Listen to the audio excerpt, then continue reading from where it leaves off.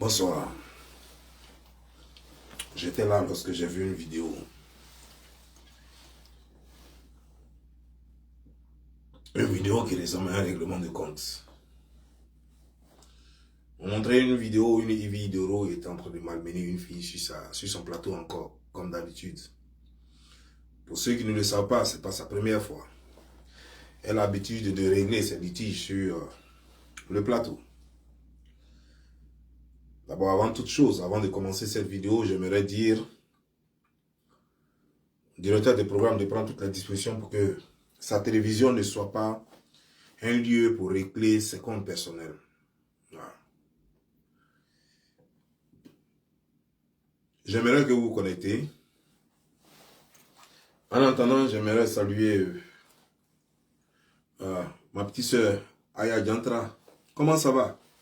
Non, j'ai dit que je ne vais plus la clasher, hein, donc ne vous inquiétez pas. Voilà. Aujourd'hui, c'était le dernier jour. Voilà. Après aujourd'hui, non, je ne parle plus d'elle. Voilà. Parce que je respecte les gens quand même qui m'ont appelé pour me demander pardon, tout ça. Mais il y a une chose quand même qui me tenait à cœur que je voulais dire. Parce qu'elle a dit que son enfant appartiendrait à quelqu'un d'autre sur les réseaux sociaux. Alors que on devrait quand même lui poser la question. Parce que son enfant... Voilà. Est-ce que... Ça, c'est juste une question que je me pose, quoi. Est-ce que... Aya Robert, est-ce que ton enfant n'est pas de... le piqué burkinabé, là, comment ça s'appelle? Slamakon, là. Comment il s'appelle, là? Slamabouki, là, voilà. Est-ce que ton enfant n'est pas de lui?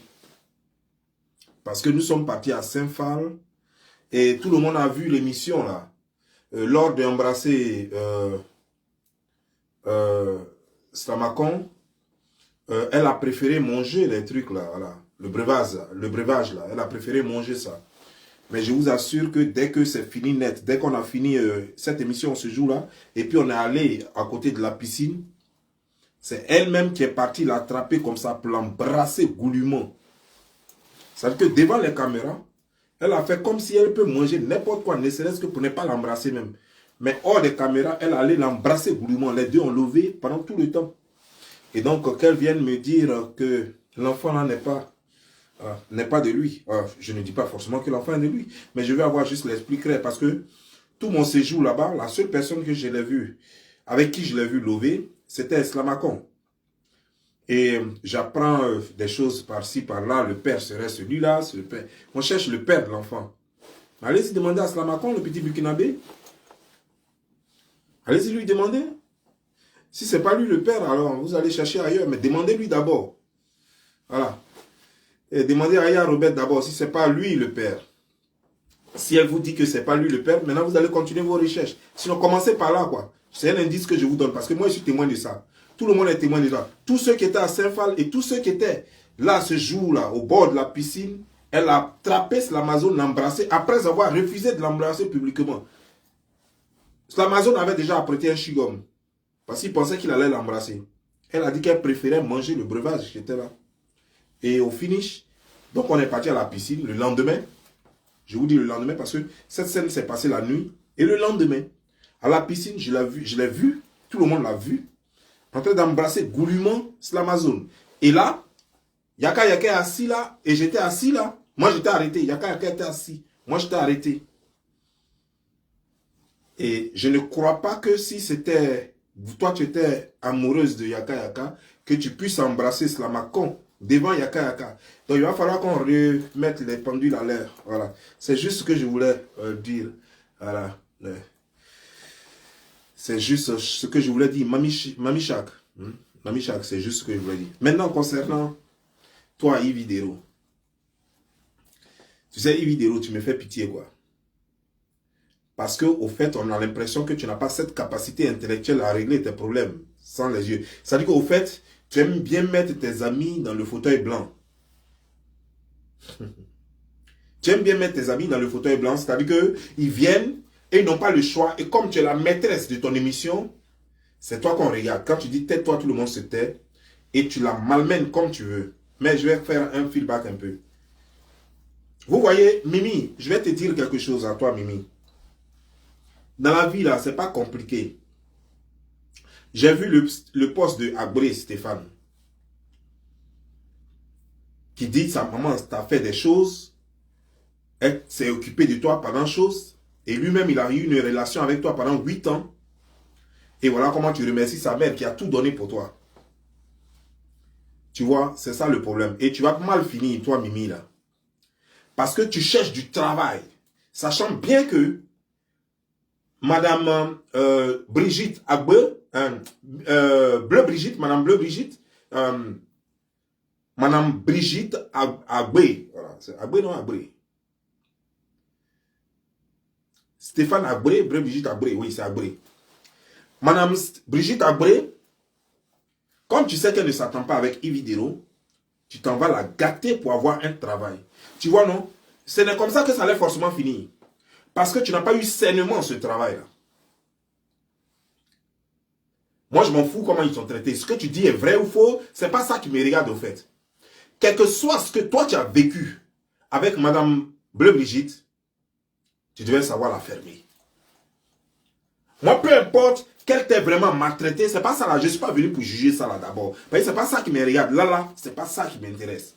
Ce que moi m'intéresse, c'est que tu es obligé de détruire l'image de d'autres personnes auprès de d'autres personnes. C'est-à-dire que même s'il y avait litige entre Yves Dero, c'est-à-dire qu'il y a pas la villageoise et Madame Bleu Brigitte, même s'il y avait des litiges, ce que toi tu es venu ajouter là, ça fait que les deux ne vont même pas se réconcilier. Peut-être que les deux avaient leurs problèmes, peut-être qu'après ils allaient arriver à s'entendre, à s'arranger pour se pardonner. Mais ce que tu as venu ajouter là, ah non, à cause de toi, les gens m'ont fermé toutes les portes, on ne veut pas que je travaille à toi, tout ce que tu as ajouté là, fait que les deux ne peuvent plus se réconcilier, ou ça va mettre du temps avant que les deux ne se réconcilient. Et ça, tu n'es pas une bonne personne. Toi, Mimi, personne ne devait t'avoir à côté. Tu as été la copine, d'après ce que Stéphane Agbouré a dit, tu as été la copine de Stéphane Agbouré pendant 8 ans. Donc moi, je conclus que peut-être c'est à cause de lui que sa maman t'aidait dans tout ça là. Parce qu'elle, peut-être qu'elle espérait que tu épouses son fils. Parce qu'elle se dit que peut-être son fils t'aime tellement que elle aussi, elle doit manifester cet amour-là vis-à-vis de toi. Une relation n'est jamais parfaite. J'ai des amis, j'ai des camarades et des connaissances. Et nos relations ne sont pas parfaites. Je n'ai pas dit que nos relations ne marchent pas, comme on veut. Mais je dis qu'elles ne sont pas parfaites. C'est-à-dire que je peux avoir un ami que j'aime beaucoup de tout mon cœur, mais qui peut faire quelque chose, qui peut poser un acte aujourd'hui qui peut me heurter. Ça prouve que notre relation n'est pas parfaite. Mais ça ne veut pas dire qu'il me déteste ou il est contre moi à vie, il veut me voir mourir. Non, il peut faire une erreur.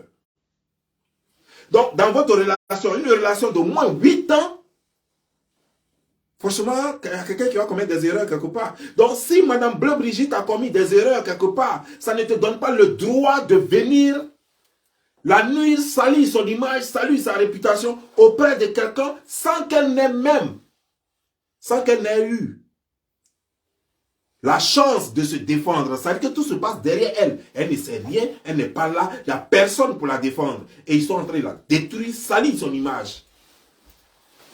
Et certainement que Yves Dero va prendre ça, elle aussi, elle va aller raconter ça à des gens. Et c'est le monde des médias. Et Madame Bleu Brigitte, elle est dans le monde des médias. Yves Dero est dans le monde des médias. Donc, ceux même qui pouvaient donner contrat même à Madame Bleu Brigitte, Yves Dero aussi va aller salir là-bas. Ah, c'est là, elle est contre moi, elle va aller raconter n'importe quoi. Et ça va embéminer les choses, ça va faire que, ça va bloquer aussi les affaires de Yves Dero, de Madame Bleu Brigitte. Madame Bleu Brigitte aussi va dire que ah, Yves Dero est contre moi. Elle va aller aussi raconter ce qu'elle sait de Yves Dero ailleurs. Ça va, et, tu vois, non? Et puis toi, tu es au milieu et tu es contente parce que tout ce que tu veux, un truc de chroniqueur, à cause de poste de chroniqueur. Pour quelqu'un qui t'a aidé, qui t'a fait tourner dans des films pendant près de 8 ans, qui t'a aidé pour simplement, je dis bien simplement, un poste de chroniqueur de 25 000 francs par mois. Pour un poste de chroniqueur de 25 000 francs par mois, tu t'as détruit une relation de 8 ans. Excusez-moi, je ne vous ai pas dit 8 jours. Excusez-moi, je ne vous ai pas dit 8 semaines. Excusez-moi, je ne vous ai pas dit 8 mois. Je dis bien 8 ans au moins. Une relation d'au moins 8 ans. Tu allais détruire ça juste pour avoir un petit boulot de chroniqueur. Et aujourd'hui, ça se retourne contre toi.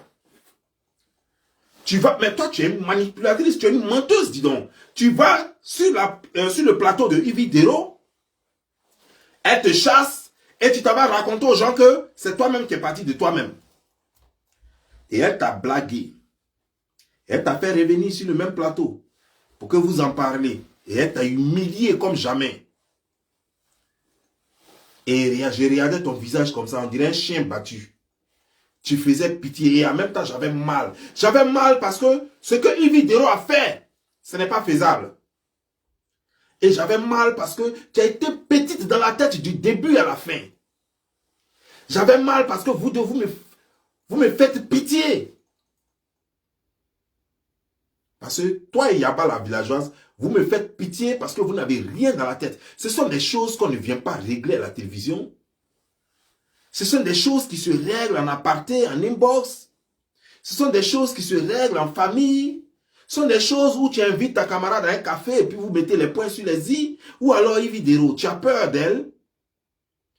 Pourquoi depuis que tu fais tes trucs, tu ne cherches pas à régler tes affaires avec tes amis face à face, à deux, sans qu'il y ait caméra, sans qu'il y ait garde des corps pour te protéger. Parce que quand elles viennent sur ton podium, toi tu es protégé et elles ne sont pas protégées. Tu as des gardes de corps là, la télévision te protège, tout te protège, les micros sont à ta disposition. Si tu dis couper tel micro, on coupe et tu fais ce que tu veux. Tu prends avantage sur tout le monde. Et tu profites pour écraser tes amis. Mais dis donc, mais c'est Abidjan. C'est Abidjan. C'est Abidjan dont on peut se permettre n'importe quoi. Parce que personne ne peut t'envoyer son avocat. Personne ne peut convoquer, ne peut sous ces choses comme ta chaîne là. Et les gens te regardent. Et pourtant, ils ont la possibilité de traduire cette chaîne en justice, y compris toi. Mais personne ne veut le faire. Et tout le monde te regarde. Et les gens ont peur. Parce que tu fais croire au monde entier que tu as des bras droits et que toi, tu manges avec la femme d'Alassane Draman Ouattara. Et qu'Alassane Draman Ouattara, toi-même là, c'est toi qui dors au chevet de son lit. Tout ça là pour intimider les gens. Pourtant, tu mens. Alassane ne te connaît pas. Sa femme ne te connaît pas. Ce que j'ai vu fait pitié. J'ai vu la bassesse, la petitesse d'une femme qui se fait appeler Mimi. J'ai vu le manque de professionnalisme. J'ai vu le manque comment dire, de maturité d'une femme se disant une professionnelle des médias, une animatrice. Et j'ai eu pitié. J'ai eu pitié parce que normalement, ce n'est pas comme ça que ça doit se passer, Yaba la villageoise. Yaba, tu ne vaux rien. Et je crois que les autorités vont prendre les dispositions pour pouvoir fermer ton émission là. Parce que ça va un peu trop loin maintenant. Tu n'es pas la seule en Côte d'Ivoire, ni dans ce monde, qui a des problèmes à régler avec ses amis. Des gens ont des problèmes à régler et avec leurs parents, et avec leurs amis, et avec leurs patrons, et avec leurs collègues, mais ils n'agissent pas comme tu agis là. Tu n'es pas la seule animatrice télé qui a des problèmes à régler avec tout le monde. Mais tu es la seule animatrice télé qui appelle ses ennemis pour régler ses problèmes dans son émission. Et ça, sérieusement, c'est intolérable.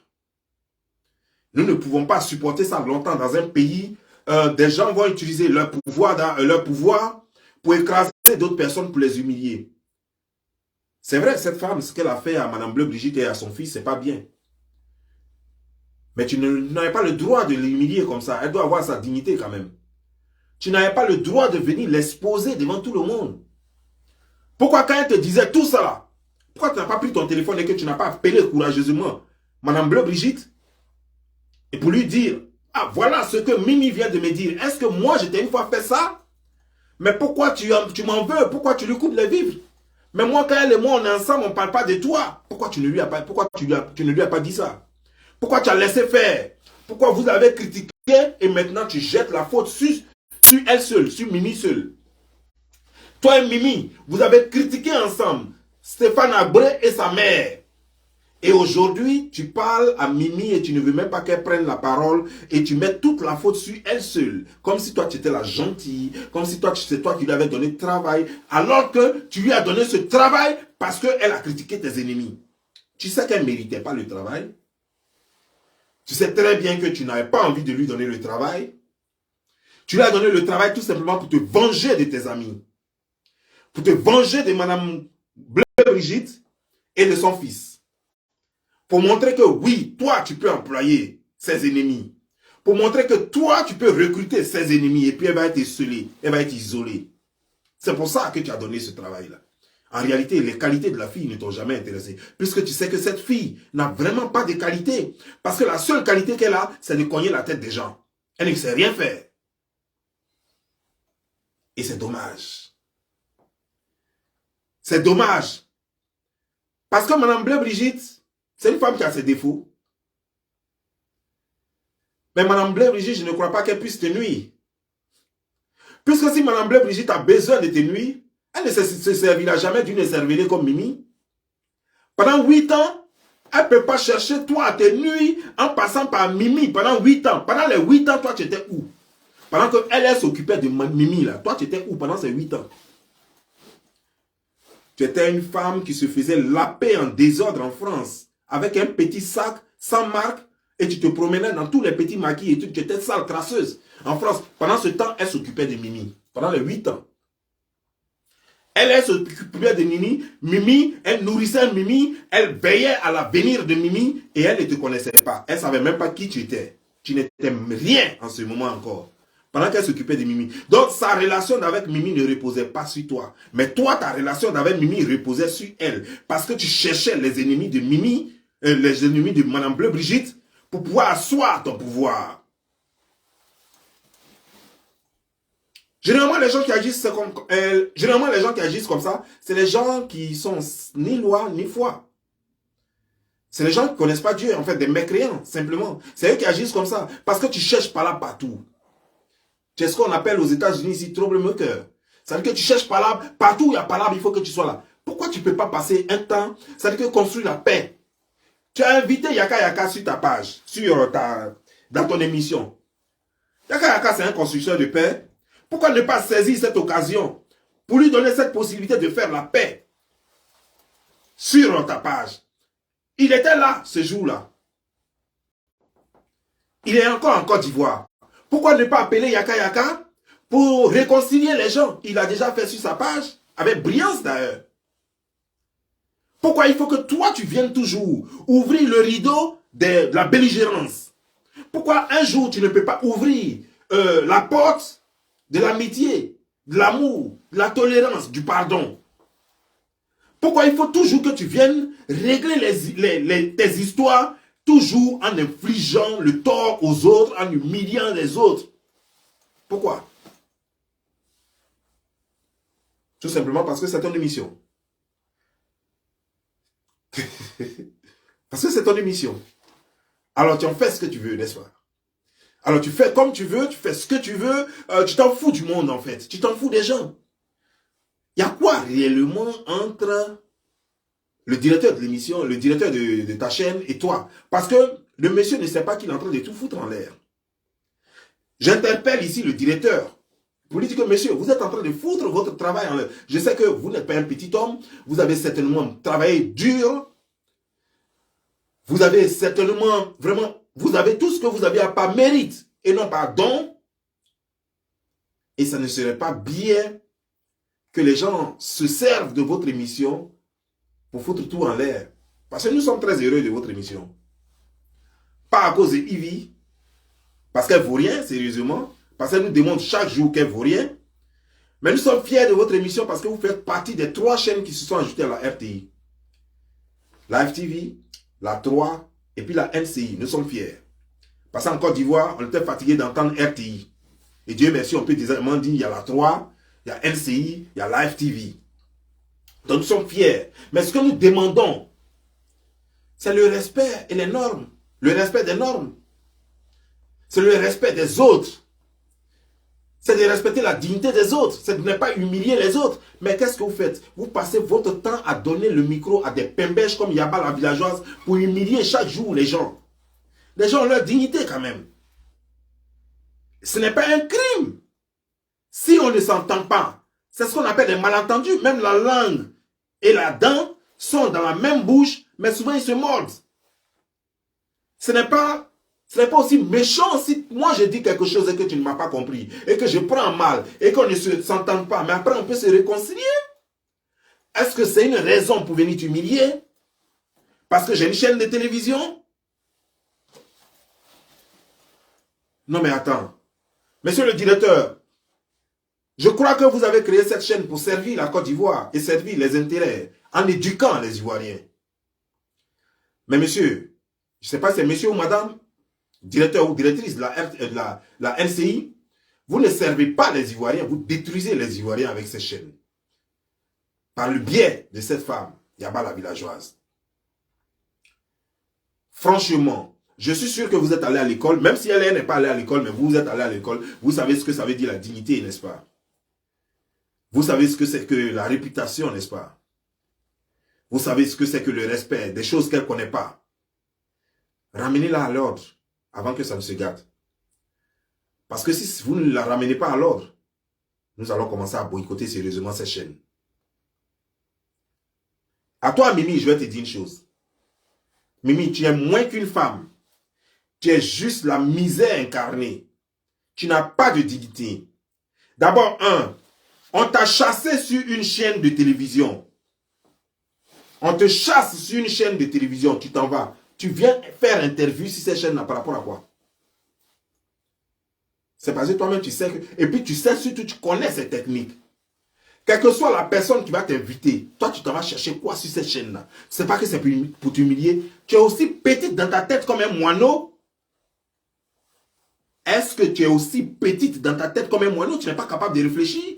Tu crois qu'il n'y a pas la villageoise va te laisser et puis elle va te reprendre. Mais même si elle doit te reprendre, c'est pas en t'invitant de cette façon.